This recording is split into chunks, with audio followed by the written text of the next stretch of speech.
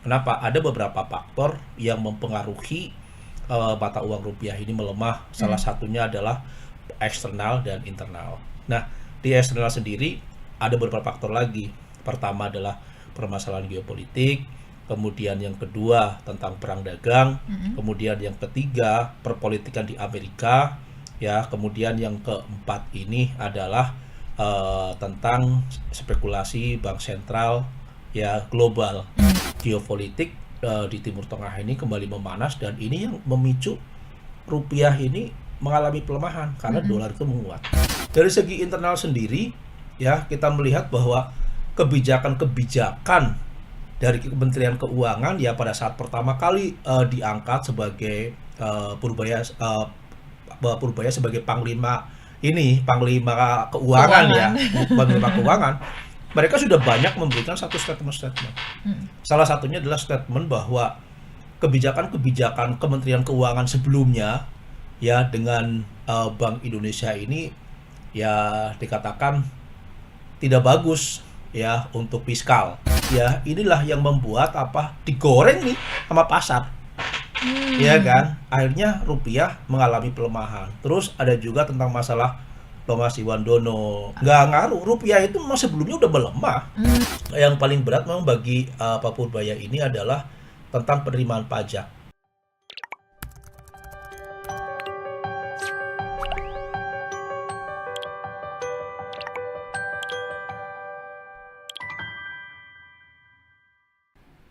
Hai Tribuners, kembali bersama saya Apvia Tiokonibili, dan di awal tahun 2026 ini tekanan terhadap rupiah langsung terjadi. Tepatnya di minggu ketiga bulan Januari 2026 ini rupiah melemah. Nilai tukar rupiah terhadap dolar Amerika Serikat ini hampir menyentuh 17.000 rupiah.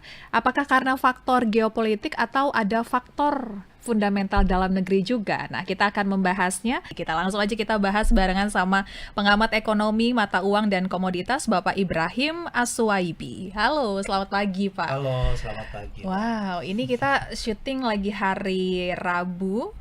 Kondisi lagi hujan-hujanan, kita mau bahas yang berat-berat lagi nih ya. Ekonomi negara, 17.000 nih Pak nilai tukar rupiah terhadap dolar Amerika Serikat langsung dihantam di minggu ketiga, Pak. Ini menurut Bapak analisisnya kenapa, Pak? Apakah karena faktor geopolitik aja atau emang ada masalah juga di dalam internal kita, Pak? Ya, jadi terima kasih, Mbak. Jadi gini, di tahun 2025 akhir ya saya pun juga sudah membuat satu proyeksi tentang rupiah ya, kemungkinan besar rupiah ini akan menuju di level 17.500. Ya mungkin banyak orang yang beranggapan bahwa prediksi saya ini terlalu tinggi ya, karena banyak pengamat yang mengatakan di tahun 2026 itu di 16.400. Itu penguatannya segitu. Tapi saya berbicara lain. Kenapa? Ada beberapa faktor yang mempengaruhi mata uang rupiah ini melemah. Salah satunya adalah eksternal dan internal. Nah, di eksternal sendiri ada beberapa faktor lagi. Pertama adalah permasalahan geopolitik, kemudian yang kedua tentang perang dagang, kemudian yang ketiga perpolitikan di Amerika, ya, kemudian yang keempat ini adalah tentang spekulasi bank sentral ya global. Ini ada 5 faktor ya secara eksternal itu yang mempengaruhi. Mungkin akan saya uraikan satu persatu, terutama adalah tentang masalah geopolitik dulu. Geopolitik ini kan di awal-awal itu yang memanas itu kan Amerika dengan Venezuela, ya, dengan di Amerika Latin. Nah, sampai akhirnya dilakukan serangan, kemudian Maduro ditangkap, dan itu pun juga membuat ketegangan tersendiri karena Trump saat itu melakukan penyerangan terhadap Venezuela itu tidak melalui pertemuan dengan Kongres dulu. Ya, tetapi pada saat Kongres, terutama dalam Partai Demokrat ini mencak-mencak marah, kemudian jawaban dari Trump sendiri, dia mengatakan bahwa kenapa Maduro saya tangkap? Karena di tahun 2020 Maduro ini adalah melakukan menggelapkan istilahnya itu narkotika ya di Amerika itu cukup besar, sehingga sehingga itu adalah cara untuk menangkap. Jadi menangkap itu bukan untuk melakukan invasi terhadap Venezuela, tetapi karena Maduro itu adalah sebagai tersangka di Amerika di tahun 2020. Nah, informasi ini disambut baik ya oleh Partai Demokrat. Ujung-ujungnya akhirnya adalah masalah minyak, ya kan? Kenapa? Trump ini menginginkan bahwa harga minyak dunia itu adalah di level $50 per barrel. Itu pada saat pidato ya pertama kali dilantik sebagai presiden, bahwa Trump itu mengatakan bagaimana caranya kalau ekonomi global membaik, cara satu-satunya itu adalah menurunkan harga minyak mentah. Caranya apa? Caranya berarti semua harus dikuasai. Itu yang pertama. Kemudian yang kedua di Iran. Ya, kita lihat terjadi demonstrasi besar-besaran akibat apa? Akibat mata uang Irannya ini mengalami pelemahan, inflasi cukup tinggi, dan dibonceng nih sama Amerika dan sama Israel. Sehingga terjadi demonstrasi besar-besaran dan hampir lebih dari 3.000 ya demonstran dan tentara polisi ini tewas. Nah, mungkin kalau di Indonesia dulu tahun 98 cuma hanya 3 mahasiswa ya yang meninggal, ini juga akhirnya demonstrasi bakal lengser kan. Nah, di Iran tidak.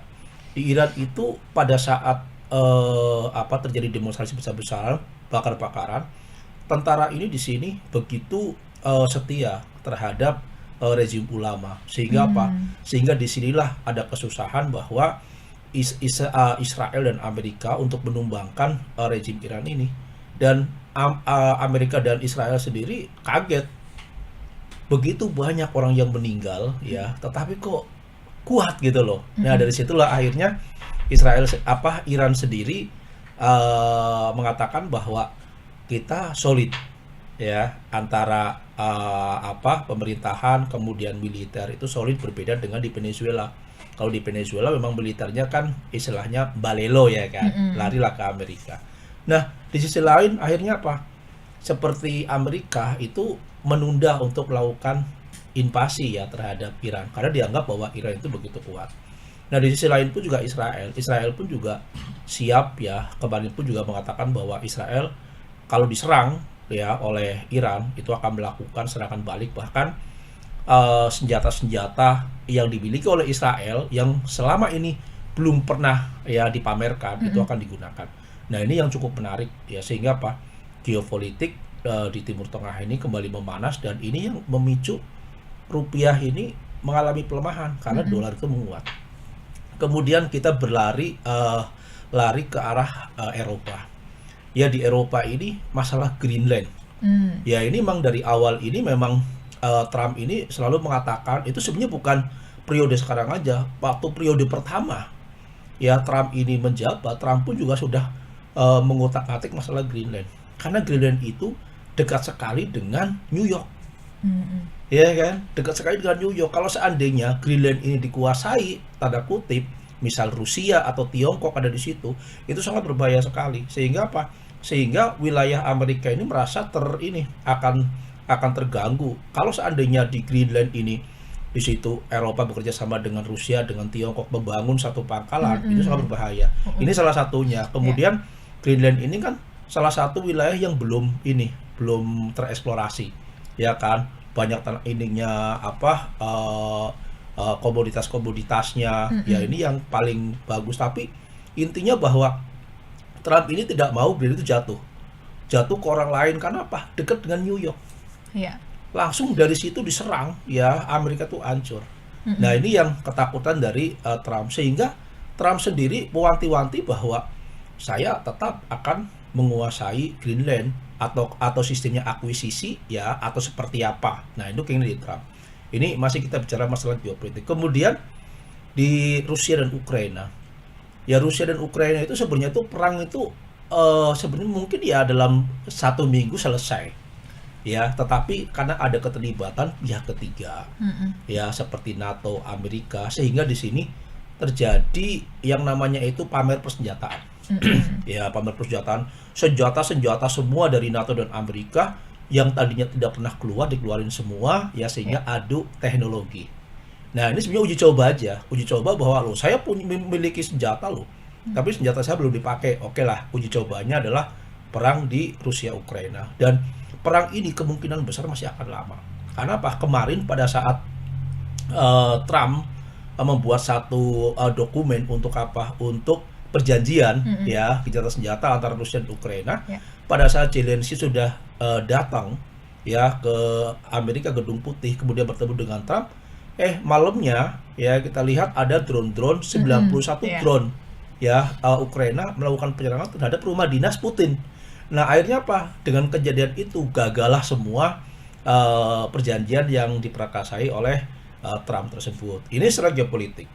Kemudian kemarin juga sempat memanas juga di laut ini Asia Timur kan, antara Tiongkok dengan Taiwan. Sampai akhirnya Taiwan sendiri datang ke Israel untuk melakukan pembelian terhadap Iron Drone, ya kan. Kemudian Taiwan pun juga melakukan pembelian besar-besaran persenjataan dari Amerika. Kemudian Jepang pun juga siap membackup, ya siap membackup Taiwan. Kemudian di Filipina, Amerika membuat pangkalan militer di Laut Cina Selatan. Artinya apa? Ketegangan secara geopolitik ini kalau kita kemas ini yang membuat indeks dolar menguat dan rupiah mengalami pelemahan. Itu dari geopolitik. Kemudian dari perpolitikan di Amerika. Perpolitikan di Amerika itu cukup menarik sebenarnya. Karena apa? Di kuartal pertama ini ya kemungkinan akan terjadi pemilu sela ya untuk anggota DPR yang kemungkinan besar dimenangkan oleh Partai Demokrat, dan ini pun juga bisa membuat kursi presiden ya ini kembali digoyah dan memanas kalau seandainya Partai Demokrat menguasai mayoritas di DPR. Nah, kemudian di sisi lain pun juga tentang berkecamuknya di Bank Sentral Amerika, terutama pasca Trump menginginkan Powell ya Bank Sentral itu menurunkan suku bunga. Kenyataannya saat itu tidak. Akhirnya terjadilah pemecatan terhadap Tina Chok. Ya Tina Chok dipecat ya. Kemudian di minggu ini Tina Chok ini akan bertemu ya dipanggil oleh Jaksa Agung untuk dimintai keterangan. Kenapa kok sampai terjadi Trump ini memecat Anda gitu loh. Nah, itu memecat Anda kenapa gitu loh. Kok sampai memecat? Nah, kemudian sedangkan Bank Indonesia adalah independen. Ini yang sedikit memanas. Kemudian Jaksa Agung pun juga melakukan penyelidikan terhadap Powell ya mengenai apa? Mengenai pembangunan gedung Bank Sentral Amerika. Nah, ini dianggap oleh Powell bahwa ini politis. Ya, terlalu banyak ikut campur pemerintah, dan ini mungkin titipan ya dari siapa? Dari Trump. Ini yang membuat pergolakan ya sehingga apa? Situasi secara perpolitikan di Amerika itu kembali memanas. Nah, yang ketiga tentang masalah perang dagang. Perang dagang pun juga ini rame lagi kan? Rame lagi pasca apa? Pasca NATO ya, NATO itu pasukannya ada di Greenland, karena Greenland itu adalah wilayah otonom di bawah kerajaan Denmark. Ya, kalau orang bilang, tapi wilayah otonom itu sama Trump tidak diakui. Bahwa ini saya tidak mengakui dan ini harus saya kuasai karena ini sangat hati-hati ya, kata Trump seperti itu. Nah, akhirnya apa? Pada saat Greenland pasukan NATO itu datang ke situ, Trump itu marah. Ya udah, kalau Greenland tidak mau ya diakuisisi sama saya ya, berarti akan saya kasih tarif ya 10% ya untuk di bulan Februari. Semua barang jadi nanti bukan lagi 15%, tapi 25%. Nah, rupanya apa? Uni Eropa melawan. Uni Eropa melawan bahwa silahkan, nggak apa-apa. Karena apa? Saya pun juga nanti akan membalas ya, melakukan perang dagang juga dengan Amerika. Dan di minggu ini lagi dikemas di Uni Eropa, balasannya seperti apa? Artinya apa? Dua negara sekutu saja ya ini berantem. Ya, apalagi dengan tidak sekutu, ya kan? Nah, ini terus di sisi lain pun juga Uni Eropa itu melakukan perang dagang juga dengan Tiongkok, ya untuk barang-barang turunan dari 88,6% sampai 110,6%. Bayangkan begitu besarnya. Dan ini pun juga yang akan membuat harga rupiah ini ya kemungkinan besar akan bermasalah lagi. Karena apa? karena Tiongkok pasti akan melakukan penyerangan, ya kan, penyerangan balik ya terhadap biaya impor tersebut yang begitu besar. Lo bayangkan 88,6% sampai ya 110,6%, itu luar biasa, itu turunan loh. Nah di situ turunan-turunan ini yang membuat Tiongkok tuh kebakaran jenggot. Ini harus seperti apa? Ini tentang masalah perang dagang. Kemudian kita lihat tentang bank sentral global. Bank sentral global, keinginan dari Trump ini adalah bank sentral global menurunkan suku bunga. Nah, Bank of England menurunkan suku bunga, Bank Sentral Amerika menurunkan suku bunga, Bank Swiss menurunkan suku bunga. Lah, kok kenapa? Kok Bank Sentral Amerika tidak menurunkan suku bunga? Orang yang di rumah sendiri kok kenapa nggak menurunkan suku bunga? Artinya apa? Bahwa Amerika pun juga Trump mempersiapkan pengganti. Harus ingat loh, Powell itu dulu yang memilih itu Trump. Iya kan? Powell ini yang memilih Trump karena Bank Indonesia, Bank Sentral Amerika itu independen. Ya, sehingga apa? Kebijakan-kebijakan eksekutif mereka tidak tanggapi. Nah, ini yang membuat akhirnya apa? Akhirnya terjadi gejolak dan mewanti-wanti bahwa nanti ya di bulan April ada penggantian, itu adalah ada orang dari Gedung Putih calonnya, kemudian sama gubernur Bank Sentral. Nah, dua-duanya ini sebenarnya adalah orang-orang Trump yang baru kemarin masuk ya di akhir-akhir tahun 2025 karena ada kekosongan, kemudian dimasukkan dan ada dua. Nah, ini yang kemungkinan besar siapa yang akan jadi ya mungkin nanti Kongres, karena Kongres Partai Republik yang berkuasa ya kemungkinan orangnya Trump yang akan terpilih. Dan ini keinginan dari Trump sendiri. Di tahun 2026 suku bunga itu kembali ke asalnya 0 sampai 0,25%. Nah, ini yang sebenarnya cukup menarik ya bagi gejolak secara eksternal yang membuat dolar menguat, kemudian rupiah mengalami pelemahan. Nah, itu dari segi eksternal. Dari segi internal sendiri, ya kita melihat bahwa kebijakan-kebijakan dari Kementerian Keuangan ya pada saat pertama kali diangkat sebagai Purbaya sebagai panglima keuangan ya, panglima keuangan. Mereka sudah banyak memberikan satu statement. Salah satunya adalah statement bahwa kebijakan-kebijakan Kementerian Keuangan sebelumnya ya dengan Bank Indonesia ini ya dikatakan tidak bagus ya untuk fiskal. Ya, dan itu banyak sekali yang mereka katakan sampai akhirnya Purbaya itu menggelontorkan dana 200 triliun ya, itu adalah dana pemerintah atau negara yang ada di Bank Indonesia. Tujuannya adalah digunakan apabila terjadi krisis seperti pada saat COVID-19 baru itu digunakan. Nah, rupanya dipindahkanlah ke Bank Himbara. Bukan lagi 200 triliun tapi ada tambahan lagi 76 triliun. Nah, tetapi saya lihat bahwa kenapa sih kok Purbaya kok berani menggelontorkan dana ya sebagai tanda kutip sebenarnya agar pasar itu senang gitu loh. Agar pasar itu senang bahwa oh iya, bahwa ini loh Purbaya benar-benar dia itu serius ini untuk membangun Indonesia sebagai panglima keuangan. Nah, rupanya apa? Rupanya perbankan pun juga mengalami satu permasalahan dalam masalah kredit. Ya, sebelum dana 275 triliun masuk pun juga perbankan ini juga susah menyalurkan kredit. Karena kondisi daya beli masyarakat yang sedang bermasalah, sehingga bank-bank pemerintah ini sangat ketakutan. Kalau seandainya saya itu mencairkan uang ya ke perusahaan properti atau yang lainnya, kemudian mereka mati suri, dari mana pembayarannya? Di komoditas tambang, di mana? Gimana? Sehingga apa? Sehingga kredit ya di perbankan Himbara, di bank-bank Himbara ini melonjak tinggi. Nah, akhirnya apa? Ujung-ujungnya kemarin dana ditarik, ya kan? Sama Purbaya ditarik. Karena apa? Setelah saya tahu bahwa rupanya dana tersebut hanya diendapkan, tidak dipakai, kemudian dibalik lagi, dan itu pun juga bisa kelihatan bahwa Kompas TV sudah membuat satu berita headline juga bahwa dampak dari 275 triliun dana yang dipindahkan dari Bank Indonesia ke Bank Himbara ini hanya berdampak terhadap cuma satu bank emitennya, yaitu Bank Mandiri yang mengalami kenaikan. yang lainnya nggak mengalami kenaikan. Artinya apa ya? Ini cuma permainan politis saja. Ya mungkin kalau orang-orang yang nggak tahu, wah ini Purbaya Panglima Keuangan hebat katanya kan. Wah, Purbaya Panglima Keuangan hebat nih, luar biasa. Bagi saya itu adalah hanya permainan politik aja, taktik aja. Taktik dan strategi ya, karena pada saat itu terjadi kerusuhan kan. Sebelum Purbaya menjabat itu waktu zamannya semuanya kan terjadi kerusuhan.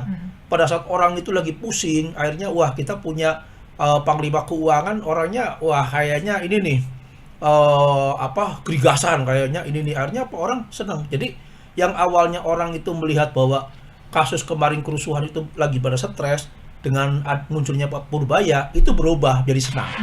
Ya kan, orang sampai bahkan dalam jejak pendapat Purbaya itu calon wakil presiden, ya kan, ramai itu kan di media.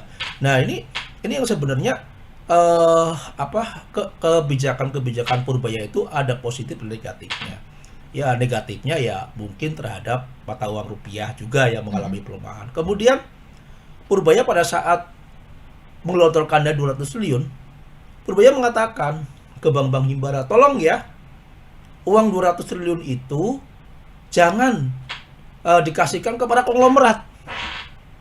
Itu gambling. Ya bagi saya Purbaya salah itu. Ya walaupun mungkin cadaan, tapi cadaan pasar tidak mau seperti itu. Iya kan? Pasar itu berbeda. Kita harus ingat bahwa yang menggerakkan pasar itu adalah orang yang punya duit. Salah satunya para konglomerat. Iya kan? Nah, di Indonesia berapa sih konglomerat? Anggaplah ada 10 orang. Prosentasenya dari 280% itu cuma berapa persen? Mungkin cuma 2%. Tapi 2% ini, ya mungkin kalau salah perlu dikoreksi, 2% ini bisa menggerakkan pasar. Ya kan? Nah ini kesalahan.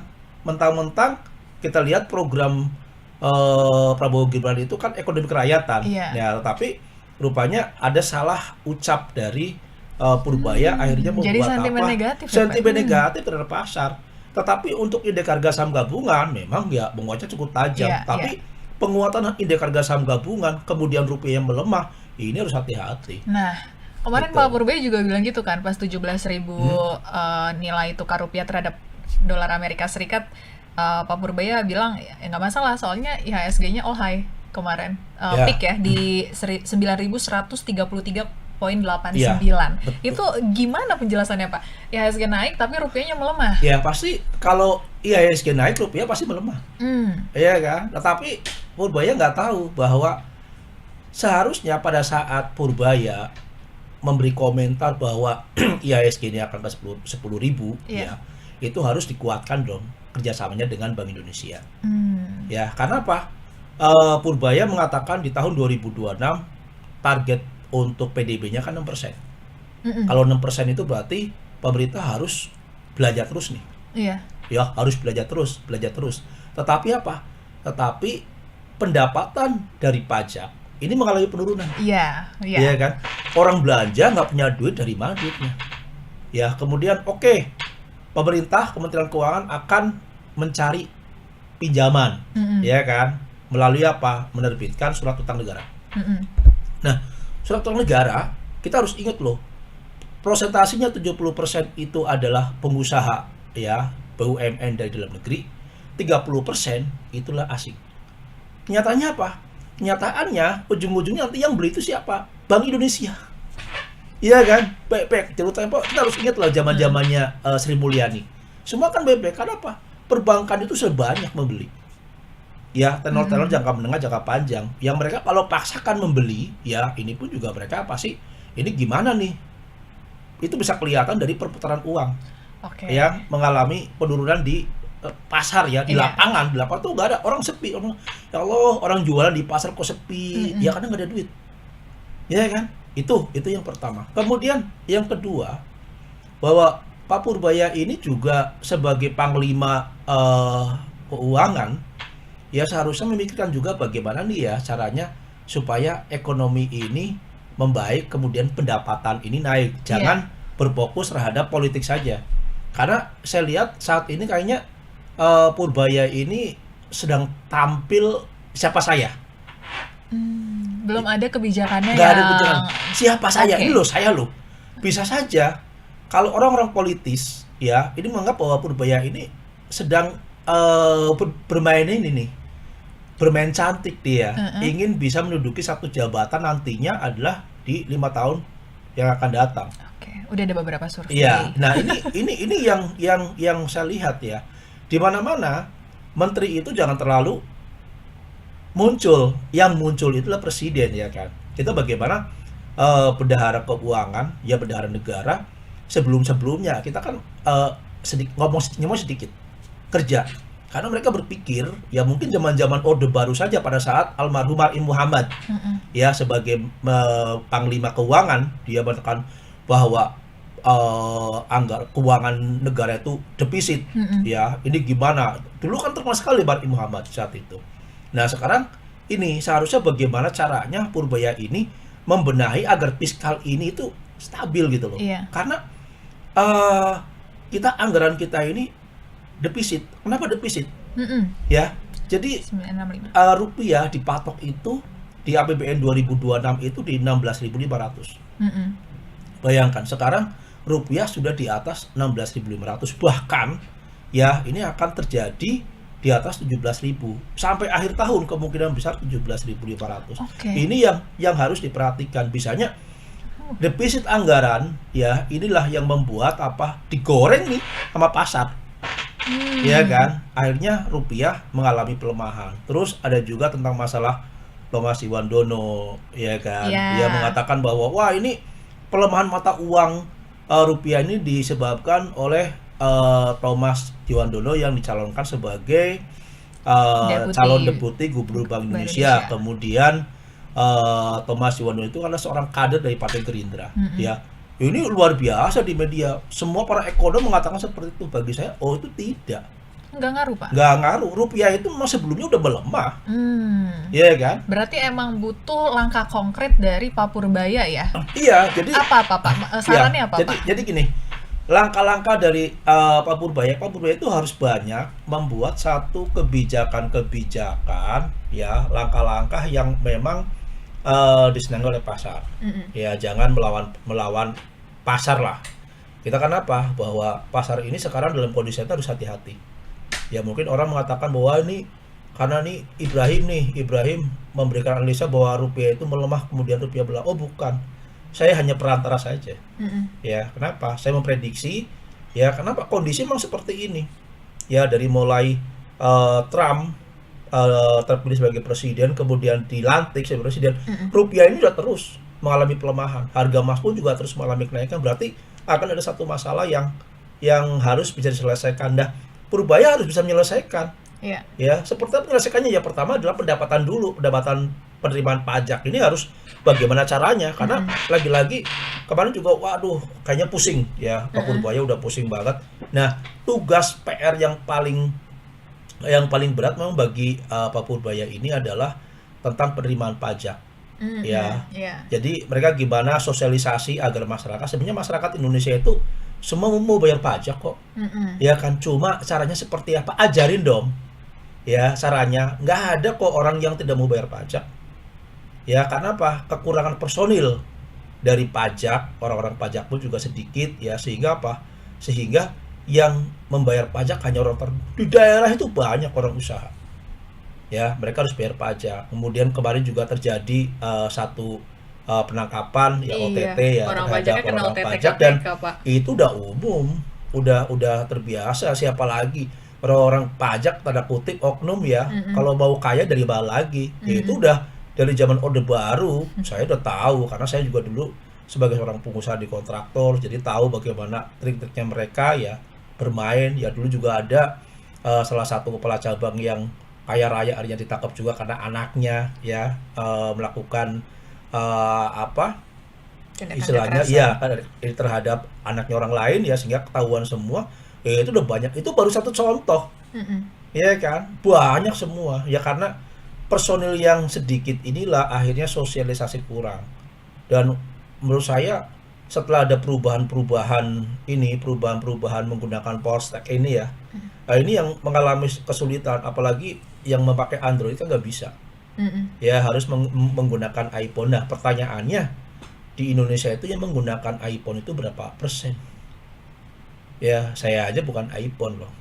Ya sehingga pada saat saya melakukan registrasi nggak bisa-bisa, ya kan, harus datang saya ke KPP, KKP Datang kan. Pak ke KP. Iya harus Oke. Pakai kita website bisa ini. loh, walaupun ada bugnya juga sih. Ya jadi gini, saya pernah bicara juga. Jadi gini, ini kalau model kayak gini gimana sosialisasinya?